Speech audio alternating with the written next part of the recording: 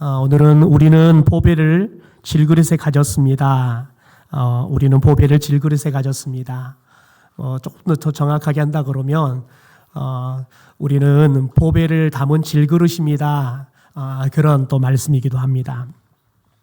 우리가 성경 말씀 가운데 우리들이 특별히 이렇게 좋아하는 말씀들이 있죠. 그런 말씀 가운데 보면 어떤 말씀은 위로가 되기도 하고 어떤 말씀은 도전이 되기도 하고 어떤 말씀은 나를 책망하는 말씀도 있지요. 그 중에 마가복음 9장 23절에 보면 할 수 있거든이 무슨 말이냐? 믿는 자에게는 능히 하지 못할 일이 없다라는 말씀이 있습니다. 이와 비슷한 말씀이 바울이 말한 빌립보서 4장 16절에 능력 주시는 자 안에서 내가 어떻게 한다고요? 모든 것을 할 수 있다라고 이야기해요. 여러분 이 말씀을 이렇게 듣고 읽으면 믿음이 있으면 모든 것들을 다 할 수 있다. 그러니까 믿음이 있으면 우리가 만사가 형통할 것 같은 그런 마음이 생깁니다. 여러분 그래서 우리가 말씀을 보다 보면 마치 성도는 마치 슈퍼 크리스찬처럼 느껴져요. 슈퍼맨이 못하는 일이 없잖아요. 그러듯이 마치 우리가 믿음만 갖고 있으면 못할 일이 없는 것처럼 느껴진다는 거죠. 그래서 실제 성경 안에도 보면 성경이 나타나는 많은 인물들 중에서도 마치 슈퍼맨처럼 슈퍼 크리스천처럼 등장하는 사람들이 있지요. 저는 그 중에 꼽으라 그러면 모세를 꼽고 싶습니다. 모세는 지팡이 하나 든 슈퍼맨입니다. 이스라엘 백성들을 430년의 노예 생활에서 탈출시킨 사람 아니겠습니까? 그리고 물이 가득 차 있는 홍해 바다를 그 지팡이로 두드려서 가르고 이스라엘 백성들을 다 건너가게 해서 이스라엘 백성들을 살려주는 그런 슈퍼맨 같은 그런 사람이 바로 모세입니다. 여러분 그러면 우리가 이런 질문을 할 수 있죠. 그러면 모세는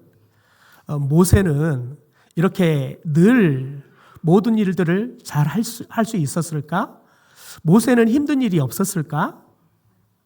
시편 90편에 보면 모세가 자신의 인생에 대해서 그리고 사람의 인생에 대해서 그런 고백을 합니다. 사람이 살면 보통 70 산다는 거예요.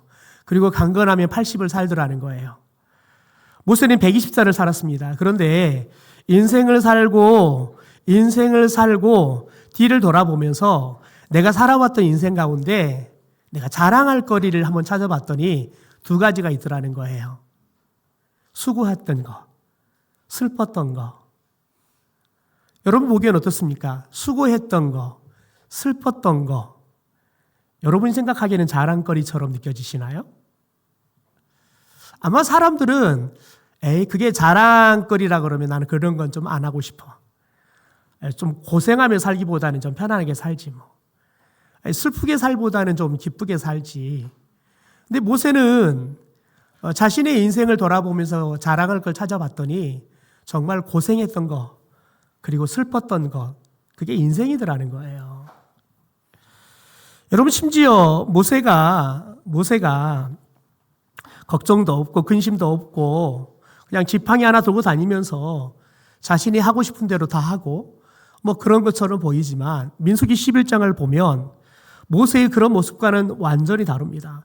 모세가 마치 슈퍼맨처럼 보이는 그 모습과는 정반대의 모습들을 보게 됩니다. 만나만 이스라엘 백성들이 이제 광야 생활을 먹습니다. 그러니까 우리가 맨날 이 만나만 먹어야 되느냐 또 고기 달라고 불평하잖아요. 여러분 그런 생각해 보십시오. 그 광야에서 고기를 200만에 가까운 사람들을 어떻게 고기를 먹을 걸 어디서 만들어내겠습니까? 저는 심지어 여러분 백성들이 얼마나 불평하고 불만하는지 그냥 3일을 못 가요.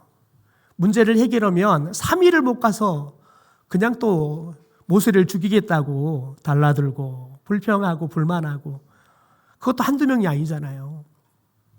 그래서 모세가 하나님 앞에 오직하며 이런 간청을 합니다. 민수기 11장 14절 15절에 보면 세번역 성경으로 읽어드리겠습니다. 저 혼자서는 도저히 이 모든 백성을 짊어질 수 없습니다. 저에게는 너무 무겁습니다. 주께서 저에게 정말로 이렇게 하셔야 하겠다면, 그리고 제가 주님의 눈밖에 나지 않았다면 제발 저를 죽이셔서 제가 이 곤경을 당하지 않게 해주십시오. 여러분, 하나님이 계속 이렇게 하셔야 한다면, 제가 주님이 싫어하는 사람 아니라 그러면 좀 저를 좀 죽이셔가지고 내가 당하는 이 수모, 내가 당하는 이 어려움 좀 벗어나게 해 주십시오. 모세가 하나님 앞에 죽여달라고 기도를 해요.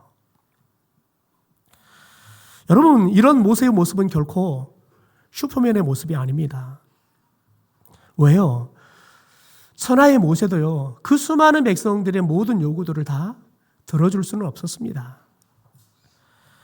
여러분, 그러다 보니까 백성들이 요구하는 것들, 여러분, 그것들을 들어주지 않으면 죽을 것 같고, 돌을 쳐 자기를 죽일 것 같고, 다시 애굽으로 돌아갈 것 같고, 여러분, 그러니까 모세가 걱정, 근심이, 여러분, 태산을 이루니까 차라리 내가 죽는 게 낫겠다. 내가 도저히 이걸 감당을 할 수가 없다.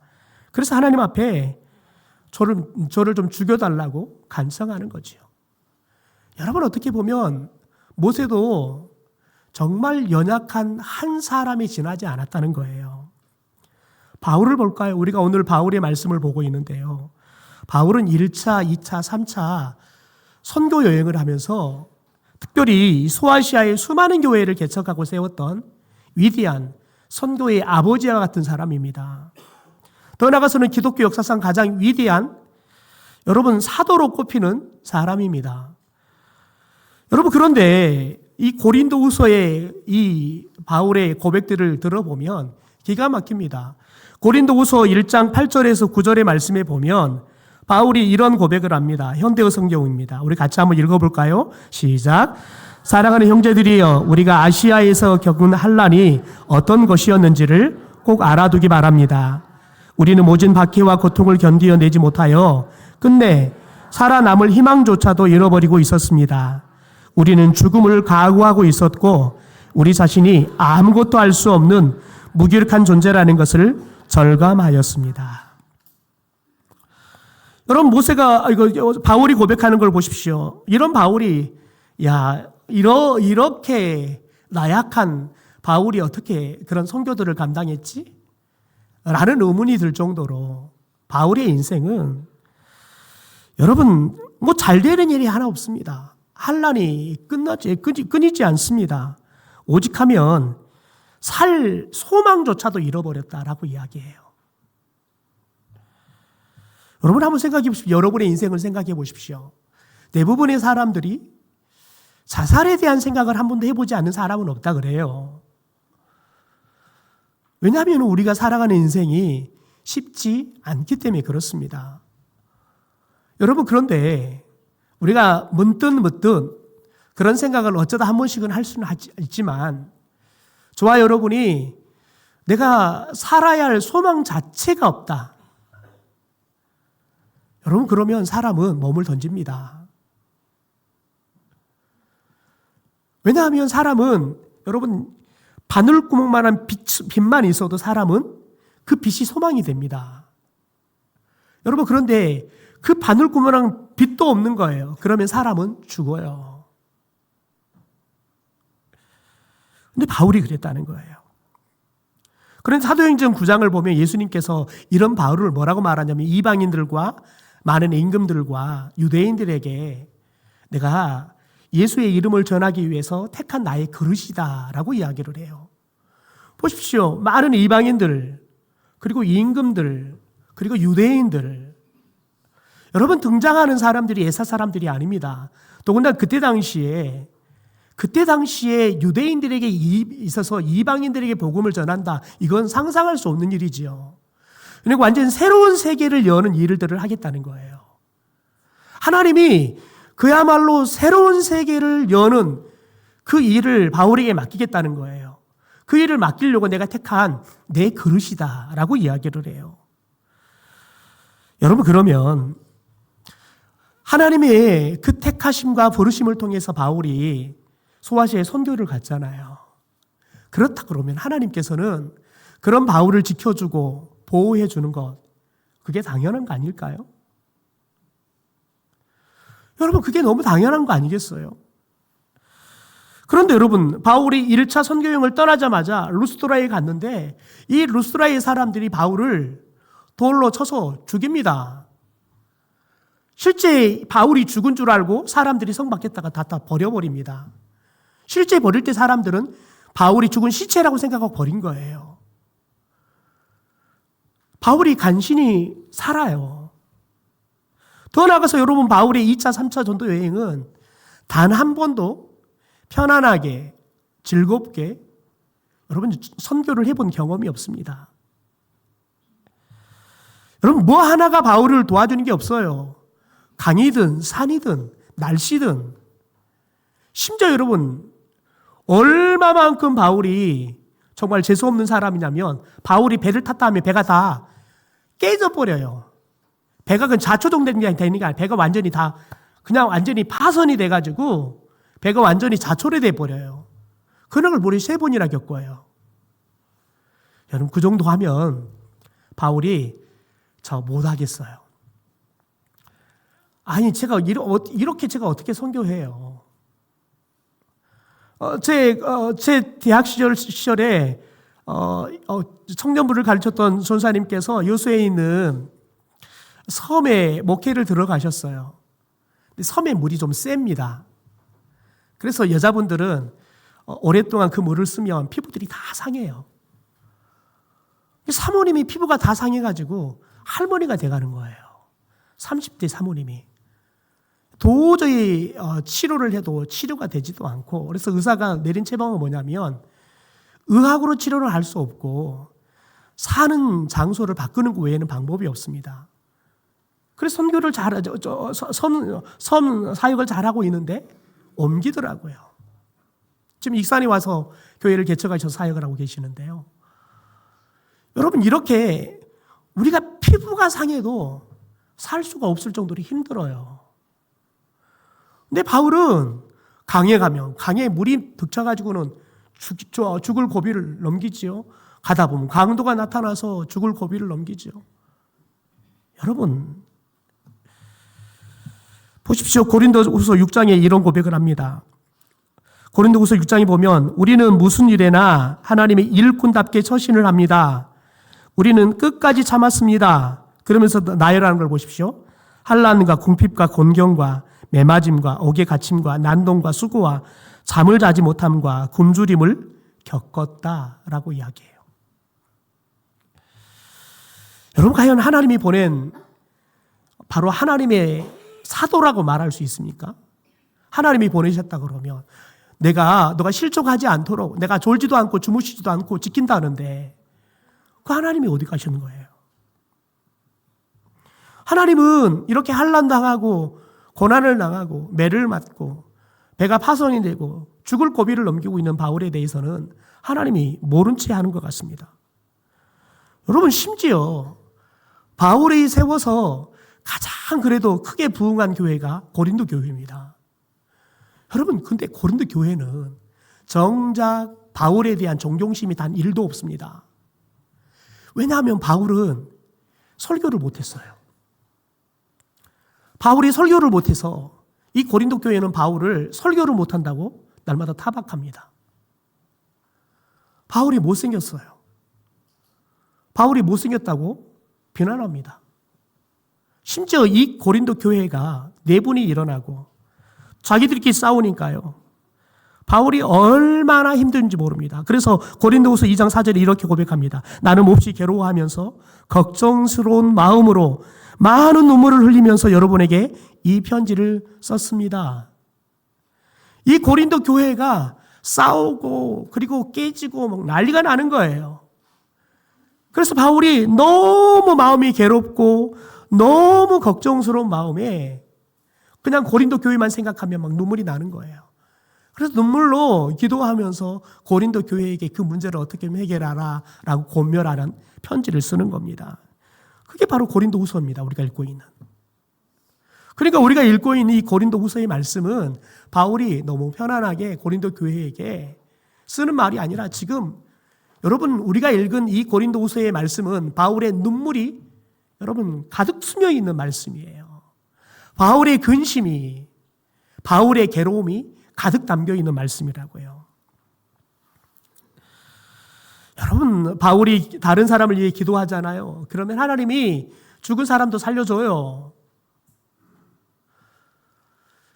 바울이 병자를 위해서 기도하면 하나님이 그 병자도 치료했다고요. 심지어 여러분, 바울이 썼던, 텐트를 만들 때 썼던 이 앞치마만 환자에게 얹어도 환자가 나았어요.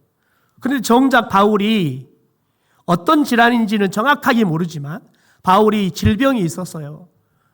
바울은 성경에 자신이 하나님 앞에 3번이나 이 질병을 치료해달라고 기도했대요. 그런데 하나님의 답이 뭔지 아세요? 내 은혜가 내게 족하다. 이게 하나님이 바울에게 주신 응답이에요.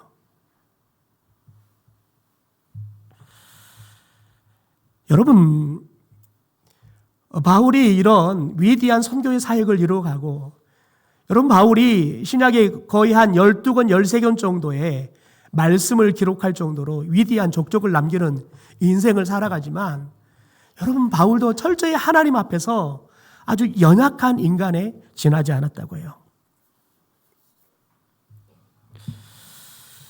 여러분, 엘리야를 보십시오. 기도하면 하늘에서 불이 내린 사람이 아니겠습니까? 그런데 그런 엘리야가 여우 같은 이세벨 때문에 절망합니다. 오직하면 하나님 앞에 자기 죽여달라고 하나님 앞에 떼쓰며 기도하는 사람입니다. 그래서 야고보 사도는 그런 엘리야를 뭐라고 말하냐면 우리와 조금 더 다를 바가 없는 사람이다라고 이야기를 해요. 여러분, 사람이라는 단어가 휴먼입니다. 영어로 휴먼. 라틴어 휴머스에서 나온 말이에요. 뭐 동물의 사체나 아니면 낙엽이나 이런 것들이 썩어서 만들어진 분토, 뭐 그걸 우리가 휴머스라고 이야기합니다. 그래서 이걸 그냥 우리가 다른 말로 한다면 흙입니다. 흙. 여러분, 아담을 하나님이 만드실 때 흙으로 만드셨습니다. 그러니까 사람은 흙으로 만든 존재라는 거예요. 그런데 오늘 말씀에 보면 하나님께서 7절에 인간을 뭐라고 말하냐면 질그릇이다라고 이야기해요. 질그릇이다. 7절에 보면 우리가 이 보배를 말하는데 여기서 말하는 이 보배는 4절에 나오는 복음의 강체, 즉 예수 그리스도와 그분의 영원한 생명을 보배다라고 이야기해요. 여러분, 그러니까 저와 여러분이 질그릇인데, 예수 믿는 저와 여러분은 질그릇 같은 존재인데, 그 질그릇에 무엇이 담겼냐면 예수님과 예수님의 영원한 생명이 담겨 있다는 거예요. 그러니까 여러분, 저와 여러분이 뭐라고요? 금그릇이라고요? 질그릇이요, 질그릇. 뭐가 담겼다고요? 예수님이 담겼고 예수님이 주시는 영원한 생명이 담겨 있다고요.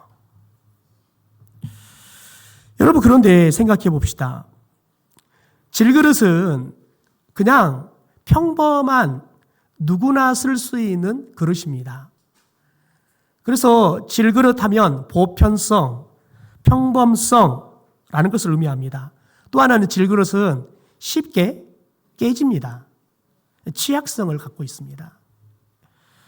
그러니까 여러분, 저와 여러분이 쉽게 깨질 수 있는 취약한, 그리고 보편적이고 평범한 사람이라는 거예요.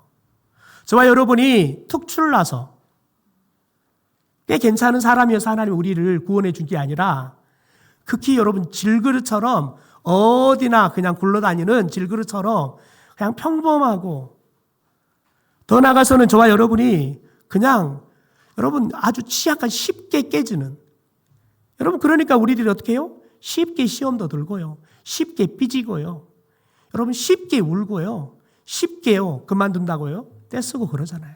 그게 우리란 말이에요. 여러분, 그런데 왜 하필이면 하나님의 그 보배 예수님과 예수님이 주시는 영원한 생명을 왜 질그릇에 담아주셨을까요? 이왕이면 금그릇, 이왕이면 은그릇에 담아주시면 얼마나 좋겠습니까? 여러분, 우리들이 어떻게 보면 여러분 어떻게 보면 저와 여러분이 우리의 인생이 흙수저의 인생인데 어떻게 하든지 우리 자식만이라도 금수저의 인생을 주려고 우리들이 얼마나 열심히 돈 벌고 열심히 삽니까? 여러분 사람은 흙수저의 인생에서 금수저의 인생이 되보려고 정말 애쓰고 수고합니다. 그런데 한번 생각해 볼까요?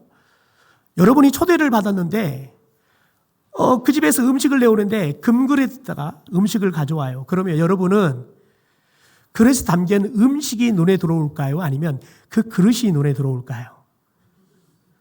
네, 그럴 거예요. 야, 진짜 저 금일까? 도금 아닐까? 우리는 그 그릇이 진짜 금그릇일까를 집중할 거란 말이죠. 또 주인의 입장에서도 그래요. 여러분, 금그릇은 귀해요. 그러니까 여러분 흔하게 그냥 사용하면 안 되는 거예요. 왜요? 상처나고 찌그러지고 그러면 가치성이 떨어질 수 있기 때문에 금그릇은 잘 쓰지 않습니다. 어떻게 보면 전시용으로 두는 거지요. 여러분 그런데 질그릇은 다릅니다. 질그릇은 깨져도 그만입니다. 깨져도 그만이라고요. 설거지하다가 여러분 딸이 깼는데 안 다쳤냐라고 물어야 되는데 내가 그럴 줄 알았다. 거기다가 내가 아끼던 그릇을 깨버렸다. 이 난리 나는 거죠. 왜요? 귀하니까요. 여러분 그런데 질그릇은 깨져도 여러분 질그릇 여러분 입이 깨지면 어떻게 해요? 네. 안 되는데 깨지져요. 그럼 어떻게 해요? 예, 고양이 밥그릇 쓰고 개 밥그릇 써요. 여러분 그래서 오늘 왜 우리 질그릇 같은 우리 이왕이면 금그릇 같은 멋있는 사람 불러다가 쓰면 얼마나 좋아요. 여러분 오늘 저가 아니라 여러분 BTS를 우리 구암교회 담임 목사로 세웠다면 아마 지금 박이 터졌을 겁니다. 아마 청소년들이 와서 막 박이 터졌을 거예요. 아마 우리 구암교회 예배 드리려고 그러면 아마 어제부터 와서 텐트 쳐놓고 줄 서서 예배 드릴 거예요. 하나님이 그게 효과적이지 않을까요? 저같이 보잘것없는 사람 불러가지고 설교시키는 것보다 차라리 BTS나 여러분 그렇게 유명한 사람 불러다가 담임 목사 시켜놓으면 얼마나 낫겠어요. 사람들도 쉽게 오고. 7절에 왜 질그릇 같은 우리를 부르셔서 보배인 이 복음을 담아주셨냐 이유를 이렇게 말합니다. 우리 현대연 성경 같이 읽죠. 시작. 그러나 질그릇 같은 우리 속에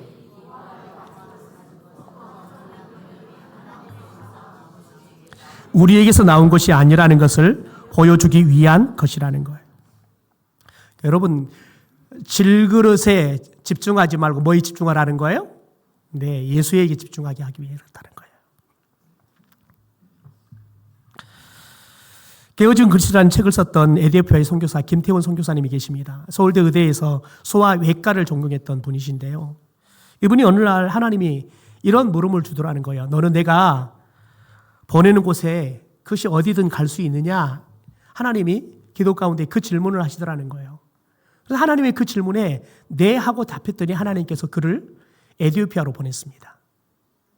그래서 에디오피아 선교사로 나가게 되었습니다.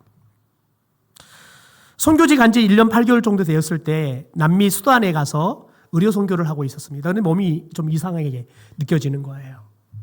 몸이 정상이 아니에요. 그래서 돌아와서 병원에 가서 진찰을 해봤더니 파킨슨이라는 진단을 받은 겁니다. 젊은 그것도 외과 의사가 수술을 해야 할 의사가 손이 떨리는 파킨슨이라는 진단을 받은 거예요. 얼마나 큰 좌절이 되겠습니까? 의료 선교하러 왔는데 이제는 남을 돌보기는커녕 내 자신도 가늠할 수 없는 왜 이 파킨슨이 오는지 어떻게 해야 치료할 수 있는지 정확한 원인도 치료법도 없는 이 파킨슨에 걸린 거지요.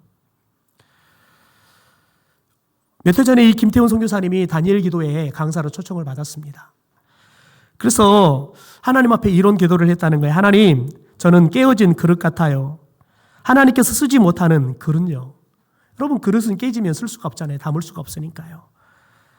하나님이 시편 31편의 말씀을 보게 하시더라는 거예요. 31편에 기자는 이런 고백을 합니다. 내가 죽을 사람이라도 된 것처럼 나는 깨진 그릇과 같이 되었습니다. 나는 깨진 그릇 같이 되었다라고 시편의 기자가 고백하더라는 거예요. 그런데 이 말씀을 읽고 있는데 자기가 너무 어떻게 보면 동병상련이잖아요. 그래서 눈물을 줄줄 흘리는 하나님께서 이런 답을 주시더라는 거예요. 너의 깨짐 때문에 내가 너를 택했다. 하나님께서는 그가 선교사로 파송할 때에는 파킨슨 증상이 나타나지 않았지만 그가 파킨슨 병에 걸릴 것을 아신 거죠. 이미 눈에 보이게는 육안으로는 깨지지 않았지만 이미 깨진 그릇이었던 거죠. 그런데 하나님께서 나는 너가 깨졌기 때문에 불렀다고 말하더라는 거예요. 그러면서 너의 깨짐 때문에 내가 십자가에 달린 거야. 하나님께서 말씀해 주시더라는 거죠. 박보영 목사님께서 이 김태원 선교사가 쓴 깨어진 그릇이라는 책의 서평을 썼는데 그 내용 중에 이런 이야기가 나옵니다. 중국에서는 귀한 손님이 오면 가장 오래된 그릇, 실금이 가고 이가 나간, 그래서 쓰기보다는 버려야 할 그런 그릇에다가 음식을 담아 대접한대요. 왜냐하면 주인이 가장 사랑하고 가장 아끼고 가장 보여주고 싶은 보물 같은 그릇이기 때문에 그렇다는 거예요. 여러분, 이가 나가고 실금이 갔는데 주인이 버리지 못한 이유가 뭐예요? 그런 그릇이 너무 귀하니까요. 그래서 그런 귀한 그릇에다가 귀한 손님이 오면 대접을 한다는 거예요. 왜요? 나는 그 그릇을 또 아끼고 오는 손님도 그 그릇만큼 사랑하니까요. 아끼니까요. 여러분, 세상의 기준으로 보면 저와 여러분은 어떻게 보면 깨어진 질그릇 같습니다. 하나님이 쓰시기에는 용이하지 않는. 우리들이 가서 복음 좀 전해볼까요? 여러분, 그러면 대부분의 사람들이 어떤 생각을 하냐면 내가 가서 뭐라고 전도를 할지 모르겠어요. 나는 성경에 대해서 잘 몰라서요. 제가 사람들한테 말씀을 전하는 거 못하겠어요. 여러분, 저와 여러분 그렇게 쓸모가 없는 질그릇 같은 존재들이라는 거예요. 여러분, 그런데 하나님은 그런 질그릇 같은 우리를 부르셨대요. 왜요? 그런 질그릇 같은 우리들이 오히려 예수님의 그 영원한 생명을 다른 사람들에게 잘 드러나게 하니까요. 저 사람이 저리 잘나서, 저 사람이 저렇게 하니까 하나님이 저렇게 사랑하고 축복하지. 여러분, 사람들이 그렇게 보면 엄두가 안 나는 겁니다. 보면 자랑할 게 하나님 외에는 겁니다. 답이 하나님 외에는 없는 거예요. 그런 인생, 바로 그게 질그릇의 인생이라는 거지요. 여러분, 고린도 후서를 읽다 보면 사도 바울의 모습이 두 가지의 모습이 등장합니다. 한 모습은 어떤 상황이 와도 낙심하지도 않고 절망하지도 않고 담대하게 하나님 의지하면서 정말 어떻게 보면 슈퍼맨 같은 모습으로 복음을 전하는 선교사의 모습이 나타납니다. 그러나 또 어떤 모습은 살 소망이 끊어져서 나를 죽여달라고, 그냥 내 죽은 인생이다고 그야말로 낙담해 있는, 그야말로 여리드 여린 인간인 이 바울의 모습들을 보게 되어집니다.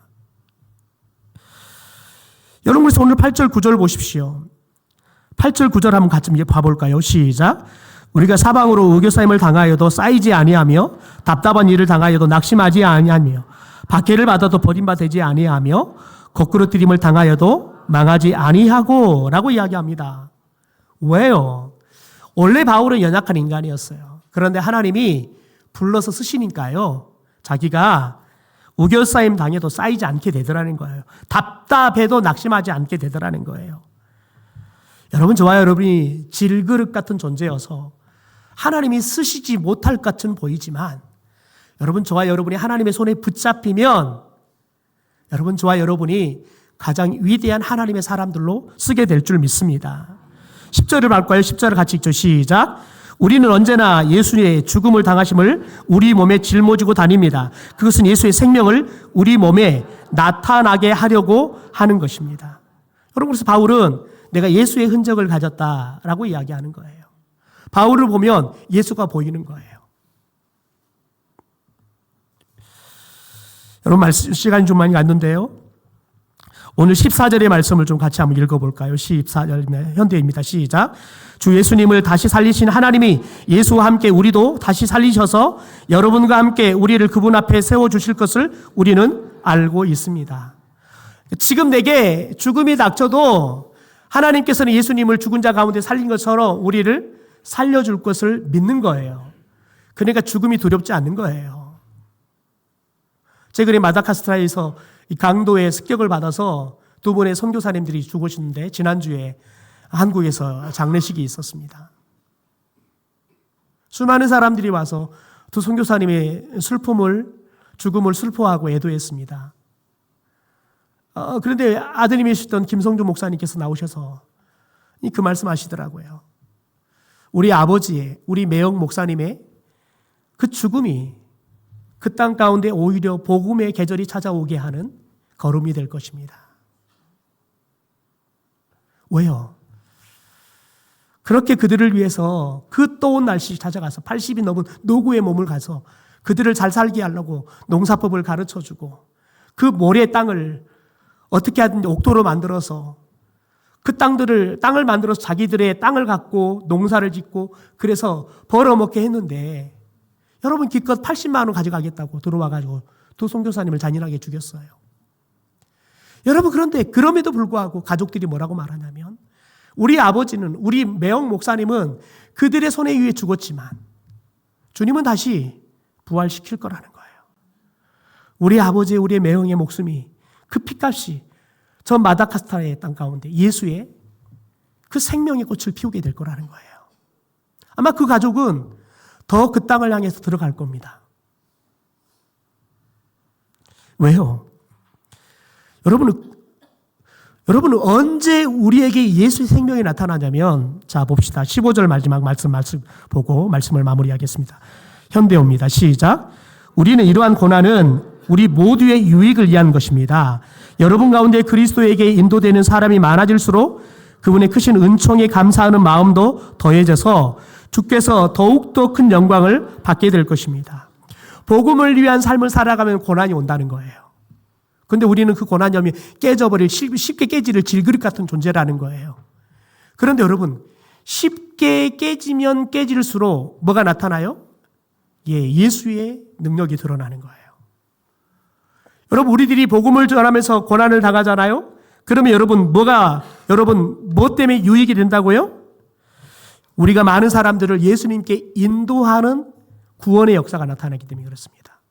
여러분 영혼을 살리는 일은 산모가 한 생명을 낳는 것도 여러분 온 몸이 찢어지고 뼈들이 다 늘어나는 고통을 당해야지만 생명을 낳아요. 한 영혼을 구원하는 것 여러분 고난 없이는 눈물 없이는 할 수가 없는 거예요. 여러분 그런데 저와 여러분이 질그릇 같은데 주님은 그 귀한 일을 저와 여러분에게 맡겨주신 줄 믿습니다. 저와 여러분에게 예수님 그분이 우리 가운데 주신 영원한 생명을 담아주신 줄 믿습니다. 여러분 저와 여러분이 이번에는 복음을 전하다 고난을 좀 당했으면 좋겠습니다. 복음을 전하다가 좀 욕을 얻어먹어봤으면 좋겠습니다. 복음을 전해갔다가 문전박대도 좀 당해봤으면 좋겠습니다. 왜요? 그 고난이 오히려 그들이 예수님 앞에 나오게 하는 축복의 통로가 될 것이기 때문에 그렇습니다. 우리가 기도할 것은 하나님 이번 봄 사랑과 전도 축제를 통해서 내 안에 있는 예수님이 드러나게 하옵소서.